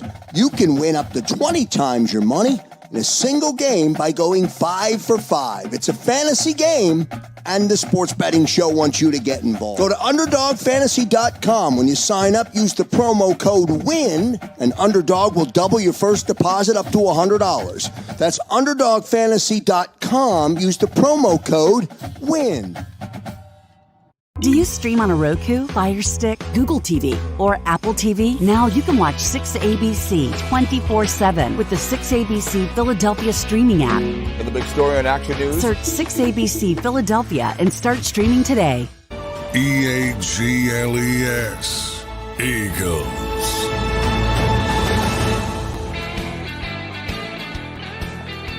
Super Bowl week Monday here on Birds 365. Unfortunately, the Philadelphia Eagles won't be playing in the Super Bowl this year like they were this time last year. We're going to talk Birds. We'll talk a little Super Bowl with our next guest. Haven't had him on in a while. Good to catch up with him again. Brian Cameron from PhillySportsNetwork.com. Brian, here's where I want to start with you. I read your stuff on Philly Sports Network, but for those who haven't, Eagles season ends. Very disappointing beatdown at the hands of the Tampa Bay Buccaneers in the first round of the playoffs. And the Eagles' powers that be react, a.k.a. Howie Roseman and Jeff Lurie. Would you call it an overreaction, an underreaction with what they put in place and the dominoes started to fall? Or would you say they handled it as best as humanly possible? I would say they reacted necessarily. I personally probably overreacted because I was calling for Nick's head. But I think they actually reacted necessarily just because you saw that there was no progress in the offense. You saw that the defense, just the way everything panned out with starting with Sean Desai, then going to Patricia, then seeing the defense regress the way they did, and seeing Hassan Reddick, who you guys just spoke about, dropping coverage so many times. It was a necessary reaction for a team that should have been contending past the first round. And I'm actually a fan of the moves that they did make. But I think it's, it showed that they're aware that there is a Super Bowl window open at the moment, and they need to take advantage of it with the team that they have at hand. All right, let's use that if it's necessary, Brian. Why shouldn't that be baked in? Then it's an underreaction. Like, if you have that many problems with the head coach, shouldn't you just show the courage of your convictions and fire the head coach? Again, I personally, I feel like Nick kind of just lost his grasp of things. I tell my guys in PSN this all the time. Like, I personally feel like Nick was really riding the high of the Super Bowl, of being a part of that moment, of getting there in his second year with the team. He brought that into the season. You kind of saw it show a little bit more after the Chiefs game when he was yelling at the Chiefs fans. I get that that's Nick's personality, which is great because we all love his antics on the sideline. We all love his passion. But at the same time, like, your team was not looking how they should have been, and it showed, the lack of adjustment showed just how, it showed his inexperience per se as a head coach. So my take on that would have been: you see the team at hand, you see the roster that you have, the talent that you have. They were severely underperforming. Everybody looked completely lost. Everybody looked just not willing to be a part of anything this season. And to me, it should have started at the head coach, but luckily they don't pay me that money to make that decision. You, nor me, nor John, nor any of us. But we're asking you to evaluate the guy who is in that position. I like your line of thinking that Nick just needed to come down a couple pegs, that he was living a little too large off last year's Super Bowl appearance. What about Nick? What about his persona, his personality, and or the way he handles things do you think can make that coming down a couple of pegs work? That is just what was needed. That's why they stuck with him. That there are certain things that they have to like about Nick Sirianni to keep him in the position after that collapse. What do you think those things are that if he gets back to, they can have success again next year? I like Nick the gardener, not Nick the landscaper at this point. He's acting like the owner of the landscape company right now. Nick the gardener understood, the weeds in the garden. He understood how to get the plants to bloom the right way, right? He was humble enough. Again, I feel like I don't want to say his ego got the best of himself, but somewhere along the way, he just got a little too Hollywood for his position, for where he was in his career. I get it, 3 years in a row, playoffs, great. You have a phenomenal team, but when you have guys like AJ Brown not producing for most of December, no touchdowns. When you have Jalen Hurts just looking lost out there, and you have an offense that that's just running verticals down the field. When you have guys that can actually get yards after the catch, similar to how the 49ers run their offense, it just looked like Nick was just too. How can I say this? He was too lost in the mojo of how things were flying with him. He was on a natural high where I feel like nobody could bring him down. Nick needs to go back to his roots. He needs to humble himself. He needs to be more open to the fact that, hey, like, you know, it's not always gonna be sunshine and rainbow. Like, you're gonna have cloudy days, and you need to learn how to adjust on those cloudy days. And I feel like this team there was no adjustment. Sean Desai, I feel like, made the most adjustments when he was coaching in the first half of the season with the secondary that he had. But outside of that, we saw no actual adjustments made to help progress this team, to help this team make the necessary plays. You saw DeAndre Swift at times disappear from the offense. You saw AJ Brown disappear. You saw Dallas Goedert get a lack of touches. You saw Jalen Hurts just looking so confused as to where he should go with his reads that you literally, I mean, obviously they suffered a historical collapse, but you literally just imploded. Like, that's the best way to put it. You imploded a team that was just there for the taking. You had everything that you needed to take this team to the promised land, and the coaching staff is, in my opinion, is what really blew it. All right, I'm gonna step on Jody's toes here, Brian, and go hypothetical on you. Let's say the Eagles turn it around next year and they become a significant Super Bowl contender again. Never say you're going to win it, because a lot of things got to go the right way. But they're a really good team, significant Super Bowl contender, deep playoff run. Who's going to get the credit for that? It's going to be Kellen Moore, and it's going to be Vic Fangio. And, you know, we're going to be at this point of the year, hiring season, and let's say the Dallas Cowboys are one and done, as usual. Mike McCarthy's out there, and the Dallas Cowboys come looking, hey, you know what? We used to have Kellen Moore. Let's go get Kellen Moore back to be our head coach. And you're stuck with Nick Sirianni. What do you do, Brian Cameron? You sell the team and you move them to another state.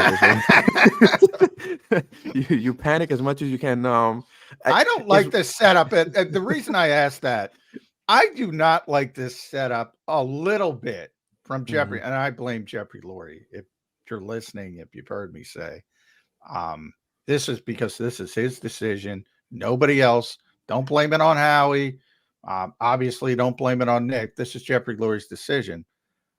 I don't see the wiggle room in, out. Even if it works, you're going to lose Kellen Moore, or you got to make a really difficult decision. Then explain to people why you fired a coach with a 700 winning percentage and 4 consecutive playoff berths. He's kind of outthought himself into a corner from my perspective. I completely agree with that, 100%. I feel like they wanted, I hate to use this, but they wanted the yes man, right? They wanted the guy that was going to be willing to listen to their thoughts, their ideas, and their the way they wanted things to run, which we know Doug was not a big fan of. And Nick is that guy. Nick is the guy who's gonna, he's gonna take their thoughts into account and actually go with it. But yeah, next year, if Kellen Moore gets a whole head coaching job, if Vic Fangio decides to leave, whatever case may be, you're right back where you started, because we know Nick cannot develop guys. He doesn't have a tree underneath him that he can really go with. Jonathan Gannon wasn't really part of the Sirianni tree per se. You get me? And then Shane Steichen was, he tumbled in Los Angeles, but he came to Philly, he figured it out, and he was a star in Philly. I would hate to see this to be an every other year thing with the Eagles, which, coincides with what you're saying, because I feel like the Eagles need to kind of drop their ego a bit and go after a head coach that's actually going to be the guy in the room, the gravitational pull in the room.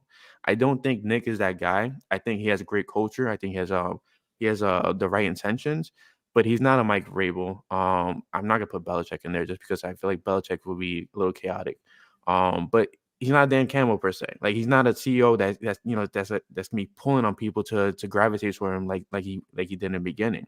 Now people know who you are. Now people know that, hey, when you were 2-5, you were calling the plays, and then Shane Steichen took over, and then a year later they're in the Super Bowl.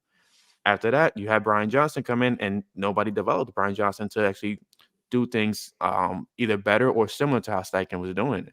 It was just a repeat of how Sirianni was doing it. By the way, and throw this at both of you because I want to hear both of your perspective. I think Brian's his thought process is kind of the same as Jeffrey's. So again, if that's your thought, and that's fine, why the hell is the guy here? Mm-hmm. I keep going back to that. I can't figure it out. Yeah, I'm not as down on Sirianni as apparently Brian is. That Jason Kelsey over the weekend, Devontae Smith, Fletcher Cox, some of the big players on this team have really come to the defense of Nick Sirianni. I'm with you. You guys are both reporters, so you've done it. You've talked to players. You've been in the locker room. Sometimes guys say stuff just because they say stuff, and they're giving you a parroted line and whatever. And then you can look at a guy and know he means what he says. I think he's had some heartfelt votes of confidence from key players on this team. So I don't know that he can't be that good CEO coach and joiner of men and have a team character. I'm willing to give him that chance next year. I'm going in with by the way, optimism. because people will get my mentions and say stuff. Let me make this very clear. I think Nick's a good coach. I think Jeffrey doesn't think he's a good coach. And if you think that, that's fine. I might be wrong. So then wait a minute. Hold on. If Jeffrey thinks he doesn't think he's a good coach, he's here because he's Gumby and he's malleable and you can just pull him and stretch him wherever you want. I'll ask both of you guys. If you think somebody is a good coach, why do you take their power away from being a good coach? It doesn't make sense to me. So that's why I lean towards, look, if you do what Jeffrey Lurie did to Nick Sirianni, I haven't had this discussion with Jeffrey. I wish Jeffrey would talk to us, but I haven't had this discussion with Jeffrey. If you believe he doesn't deserve the power to have these hirings, you don't think he's a good coach. So why are you keeping him? That's my thought process. That's where I am with Jeffrey Lurie. It's evident by your actions that you don't think this guy is capable of making these decisions. And if you think that, again, your team, do whatever you want, but straddling the fence is the one part that doesn't make sense to me.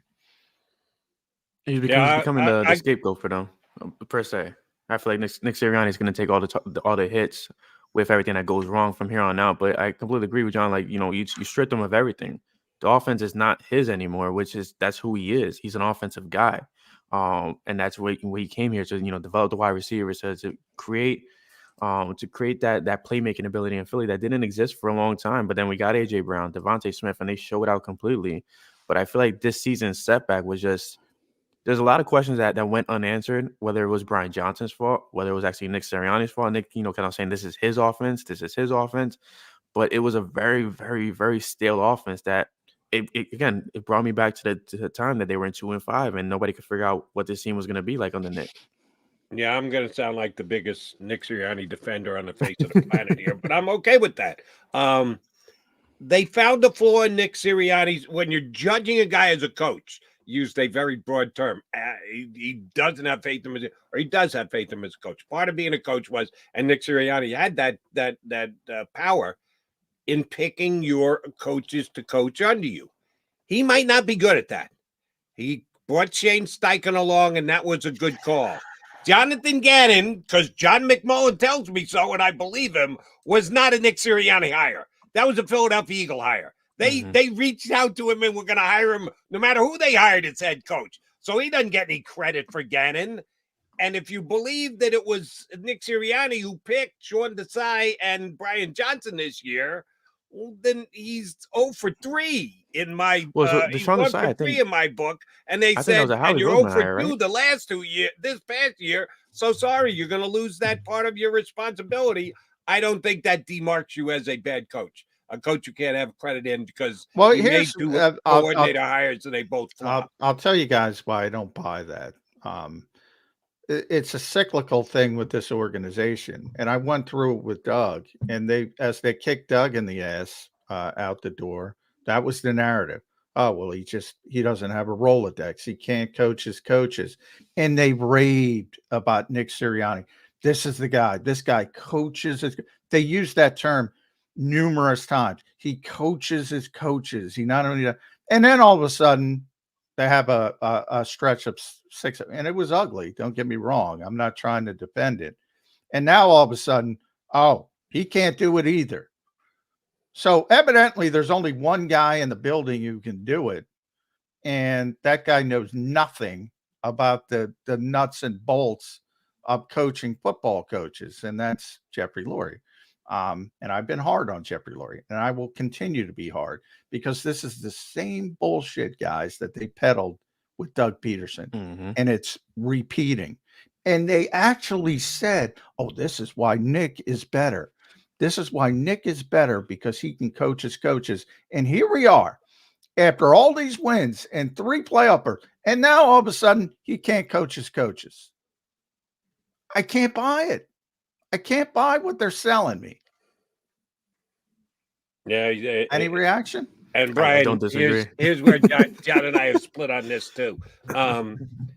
John, we both believe in continuity, but I believe in continuity earned, not continuity for continuity's sake. And here's my opinion of the job the 2 coordinators did for the Philadelphia Eagles this year. They both stunk. I think Brian Johnson stunk. I think Vic Fangio wasn't good enough. And I think they both did poorly enough that they deserve to be fired. And if you are Jeff Lurie and Howie Roseman, I'll combine them together for this particular conversation, not just Jeffrey, because I think it's Jeffrey in consultation with Howie.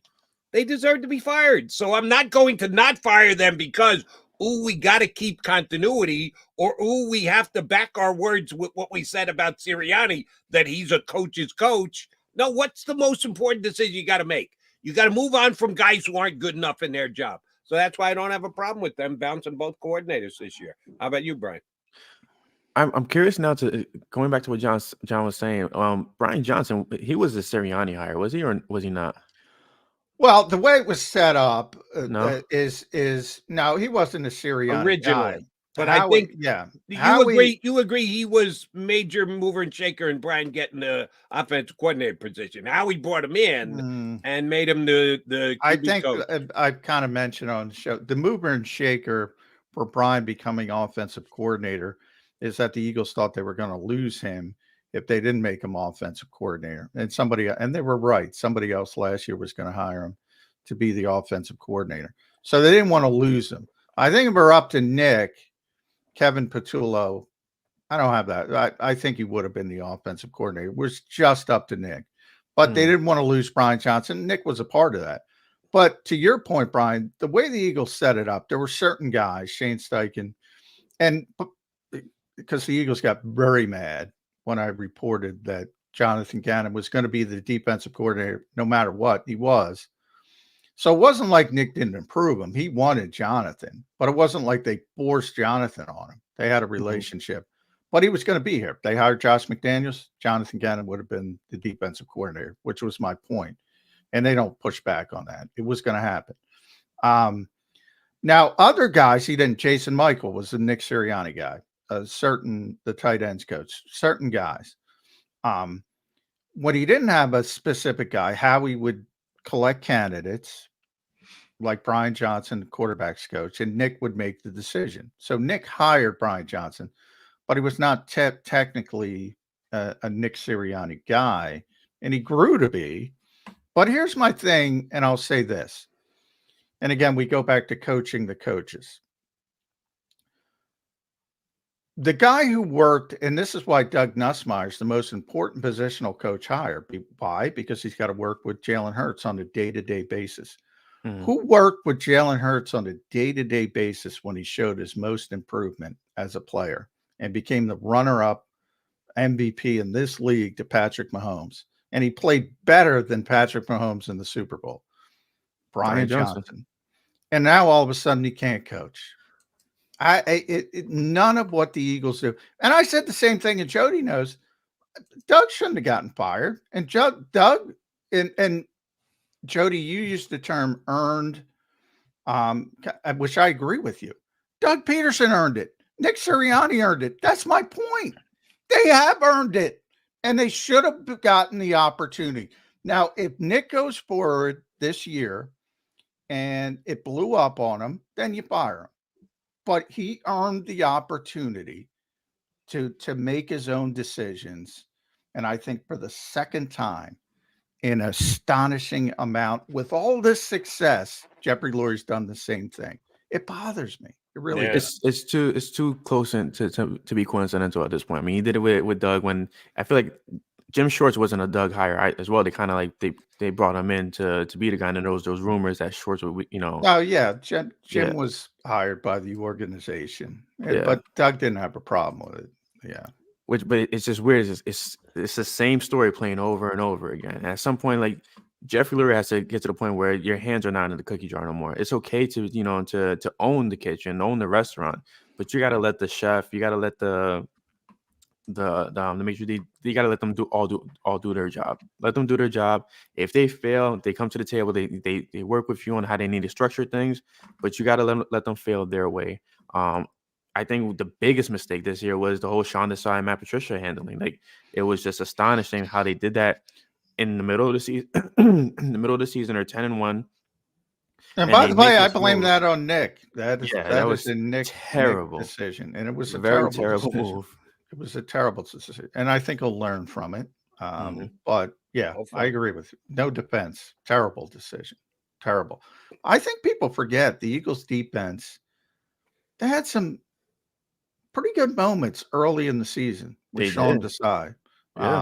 Starting in Tampa week 3, Los Angeles, out in Los Angeles, they played well. Miami, they played well against the Dolphins, which was a high-powered offense at the time.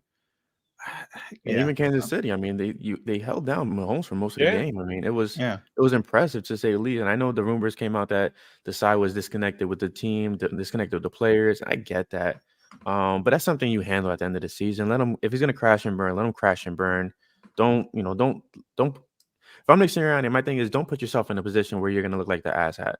Like, you can't look like the clown of the circus. I agree. That was a terrible decision. Yeah. I've said here on Birds 365, it's a fireable offense. If they had moved on from Nick Sirianni, one of the key things they would have pointed to was his call to pull the defensive coordinator 3/4 of the way through the season and replace him. And he was thinking about it, guys. He started thinking about it at the bye week, and they were 8-1. They were 8-1, and he was thinking about moving on from his defensive coordinator. I mean, that's one other note on what we've been discussing. Then I want to get Brian's thoughts on the upcoming Super Bowl. You got to be careful. Sometimes a guy is great in a position. He's great at that position.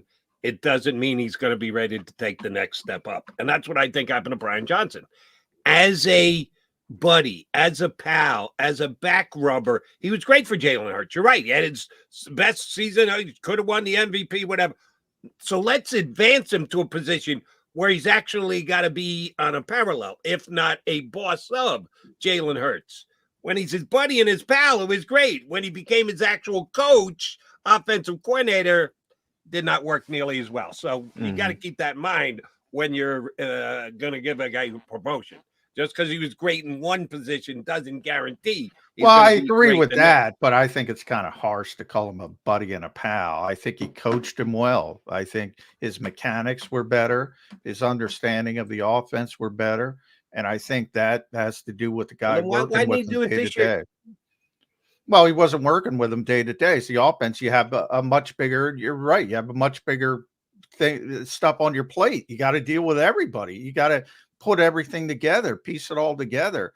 And everything, the guy responsible, and that's where Alex Tanney's gotten his own hate, certainly from the organization as well. And he was a first-time position coach. And now you have a guy with 3 years of experience, Doug Nussmeier. The pendulum swings, as we say.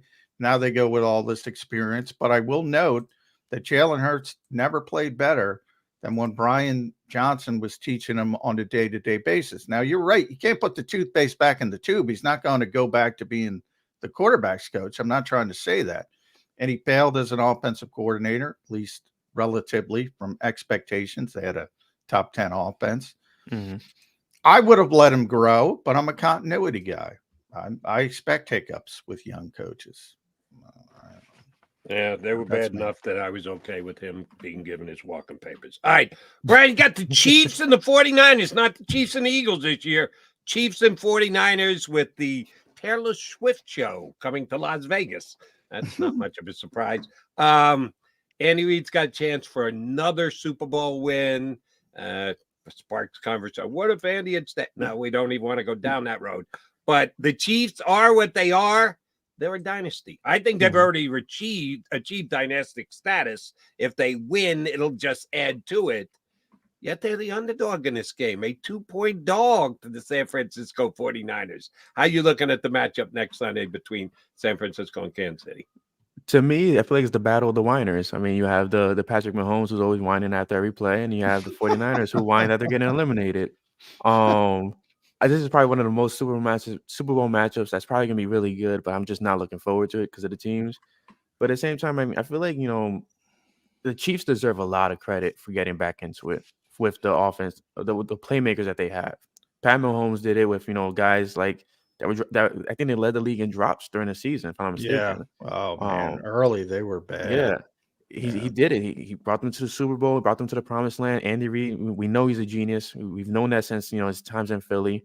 But Pat Mahomes, I feel like this is his moment to kind of just put himself on that plateau where it's like, yeah, you can talk about me in the realm of a Peyton Manning, in the realm of a Tom Brady, possibly. I don't think he's the greatest of all time at this point, but he's definitely on the cusp of something great at the moment. And I would like to see the Chiefs do it, as much as the tabloids are going to be so annoying about the Taylor Swift stuff. But again, I mean, it's a good matchup on paper. I'm not a big fan of the matchup because of the two teams, but I do think the Chiefs pull it off and kind of, we'll hear the 49ers complaining all summer long, and then they'll say how they were robbed of the Super Bowl somehow, some way. But it's definitely a good matchup on paper. Yeah, it is. At B Cameron, PSN. You mentioned make sure you follow Brian on Twitter, X, read him at the Philly Sports Network. You mentioned Patrick Mahomes and sort of his legacy and where he is, and I'm with you. The longevity's not there yet, but man, he's already getting the conversation. 6 consecutive championship games, Super Bowls, and again, roster-wise, San Francisco is a better team. Yes, yet absolutely. I think most people are saying Kansas City's going to win, and most people are saying Kansas City's going to win because of Patrick Mahomes. At what point do you cross that line and say, all right, this guy's a good young quarterback to this guy's one of the best quarterbacks of all time? I think he's already there. I really do. He's definitely on that cusp where it's like at the end of his season. I mean, at the end of his career, you're gonna really look back and say like, this is the LeBron of this generation of football right now. He's literally become that person at such a young age. And another thing I feel like a lot of people need to acknowledge is like the greatness of Andy Reid. I mean, how many consecutive championship games did he appear with Philly and then now Kansas City? Oh yeah, Andy's unbelievable. He deserves to be in that conversation up there with the Bill Belichick's. Although he doesn't have the same amount of Super Bowl wins, the guy has been consistent more than I feel like any other coach in the league outside of Bill Belichick. But to see what they've done this season, I mean, when they lost to Philly, it just looked like they were on a downward spiral because they didn't have the guys that they needed to be playmakers out there. Travis Kelce looked like a shell of himself at one point, and now they're on the cusp of winning another Super Bowl back to back. Pat Mahomes, he's definitely going to end up in that conversation with Brady. I feel like when it comes to the end of his career with the same amount of titles, he's just that guy that's just it's hard to stop him. It's literally hard to stop him. You can try your best, but he finds ways to make things happen. He is a Hall of Fame coach, and he's already earned that distinction. He's just adding to the legend if they win again this Sunday. All right, I got Jeff Kerr on the record. I'm going to do this with basically every guest until we get an announcement from the Eagles starting center. Give us the percentage breakdown. Jason Kelce is back as the Eagles starting center for opening day next year, excuse me. Right now, I would say 75%. If the Chiefs win, I'm giving Jason Kelce a bump to like 89% because he's gonna want to go back and do what his brother did. I think it'd be great to see Jason again. And I think Cam did a decent job on the right guard, as well as Tyler Steen. Tyler Steen could probably take another year to develop even more. But I'd see Jason playing one more year if the Chiefs win. If the Chiefs don't win, I give it a 75% chance that he'll be here. The only way I get below 50%, because I'm above 50% with you, is if the Chiefs win and Travis walks off into the sunset, go on tour with Taylor. If he's retiring, then Jason will retire with him, and they can do their podcast as two old men retired NFL players. But if Travis is still playing, I think Jason's going to want to play. I think Jason's going to want a taste of it, and maybe we got a rematch. You never know. Well, for what it's worth, Travis already said he's coming back. So it's one of the reasons why I'm above 50% with Jason doing the same. Brian, great stuff. Appreciate you jumping in today. Thank you, bud. We'll get you back up in a couple of weeks. I appreciate you guys having me on. John, it was good seeing you. Jody as well. And go Birds. Make sure you check out PhillySportsNetwork.com. Brian covers the Birds for them and does a outstanding job. And we enjoy having him on the show.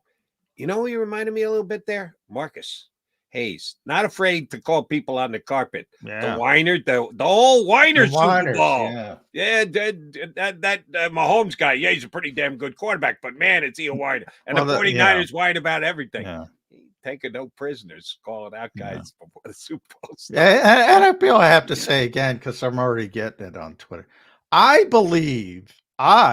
McMullen, believe Nick Sirianni should be the head coach of the Philadelphia Eagles. When I say those things, I'm talking about Jeffrey Lurie's belief, which obviously kept him, but I don't know why he kept him if he doesn't want to let him do his job. Is where I am with the Sirianni. Yeah, you don't think they can thread that needle, and I'm admitting that it is threading of the needle. It's not easy what they're asking Sirianni to do, but I think it can be done.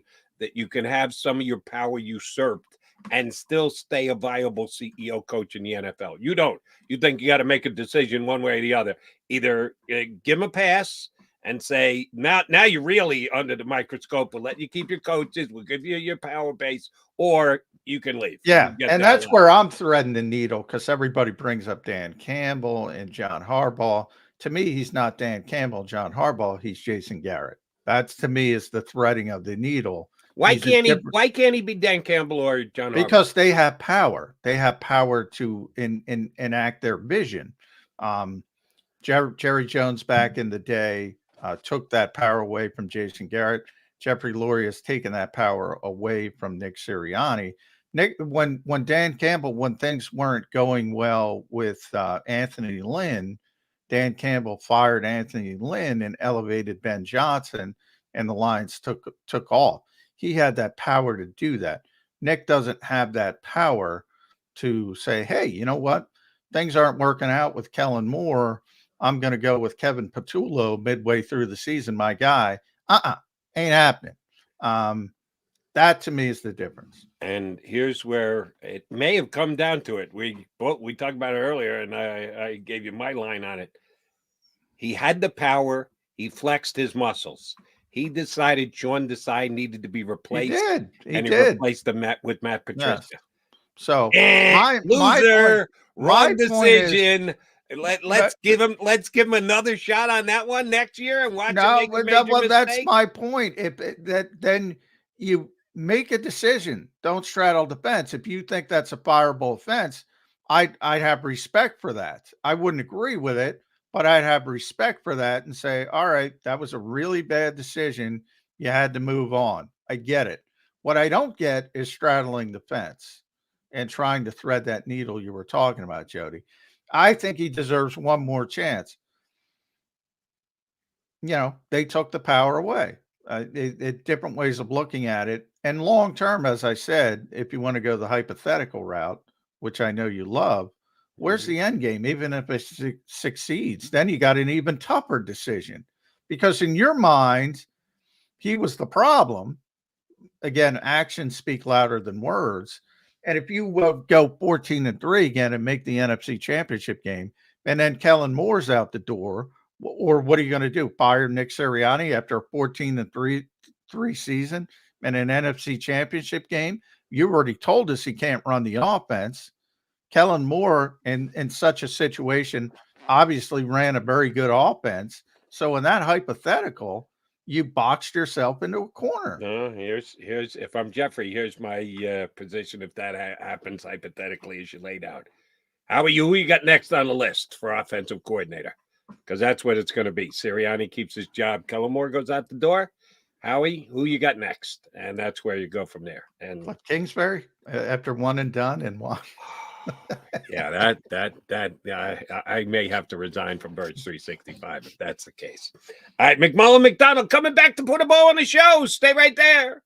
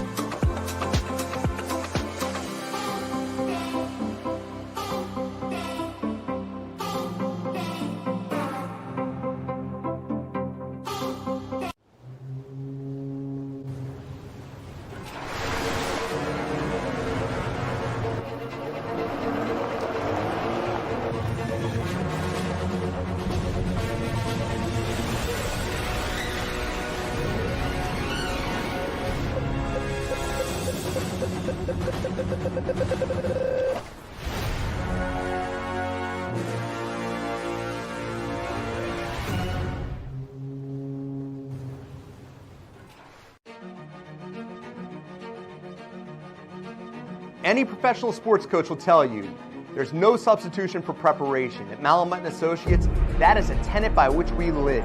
We prepare from day one for victory. Anything less is not acceptable. Go passionately. Go fearlessly.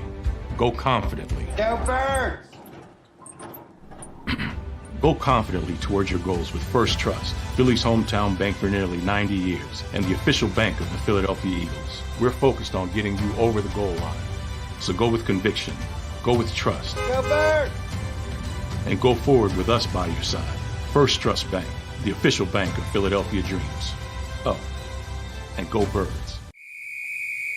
Underdog Fantasy has a way for you to play alongside your favorite football team all season long with their fantasy pick'em game.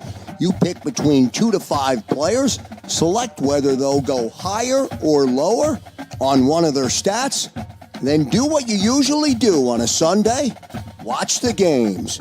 You can win up to 20 times your money in a single game by going 5 for 5. It's a fantasy game, and the Sports Betting Show wants you to get involved. Go to UnderdogFantasy.com. When you sign up, use the promo code WIN, and Underdog will double your first deposit up to $100. That's UnderdogFantasy.com. Use the promo code WIN.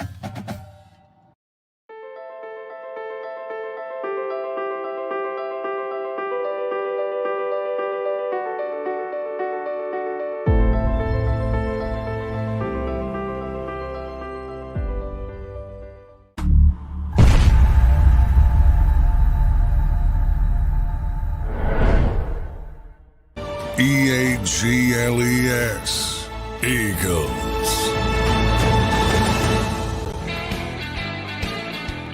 All right, ran a little late here on Birds 365, so we'll put a quick wrap on this bad boy. I need one prediction out of you, John McMullen. Between now and Sunday they'll actually have the game, and we'll find out who's taking down a championship, Chiefs or 49ers. Will there be a story/scandal of a player gambling in Las Vegas? Because they came out with the no gambling period, no slots, no gaming, no nothing. Where and man, we didn't even get to it today. This story about your boy. Can you get the head of the All Elite Wrestling on with us? Tony? Can you get your boy Tony Khan? Tony's kind of busy, but yeah, kind of busy. The Jaguar employee Yeah. that Oh yeah. skimmed 20 million off the top and put it through FanDuel and lost it all. There's a significant story to be told about the NFL and gambling. So they took, before that ever broke as a story, maybe they knew ahead of time, and it just came out. No gambling, anybody, any of the players can do none of it.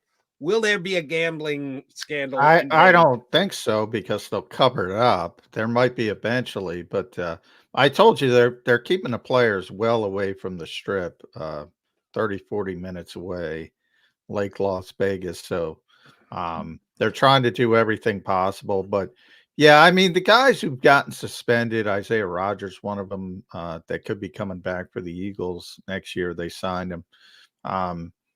Yeah, that's a drop in the bucket, man. There's much more. This is a mess, and I don't know how you stop it. And their defense, they fought it. Once they realized it was going the way it was going, then it was about monetizing it the best way possible, making the most money, because not letting other people make money. I know we got to go. This is a longer discussion, but I don't know how you stop it. Again, I already used it today. Toothpaste is out of the tube. You can't get it back in. You got to deal with it as best you can. I think they were too harsh on the guys that gambled. We had that discussion before.